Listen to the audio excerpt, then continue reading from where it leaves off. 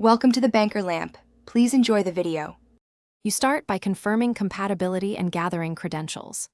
Power off the TV briefly, then plug the wireless LAN adapter into the correct USB or dedicated port. This initiates hardware recognition. Once done, power the TV back on and make sure you have your Wi-Fi SSID and password in hand, because the next screens will ask immediately.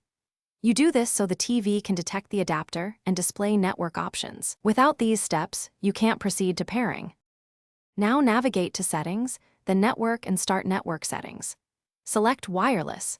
The TV will scan for networks and list SSIDs it detects from the adapter.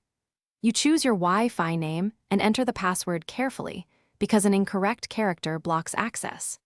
Make sure the TV obtains an IP automatically via DHCP unless your network requires a static IP. Use manual only if you know your router's addressing. This step finalizes the link between adapter and router. Finish by checking the connection status and letting the TV run any smart hub or system updates. These often optimize the adapter's drivers.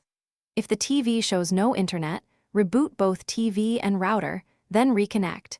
This clears DHCP or handshake problems. If problems persist, reset the adapter or check for firmware updates from Samsung or the adapter maker. That resolves incompatibility. One key tip: move the router closer or use a temporary hotspot to isolate whether the issue is.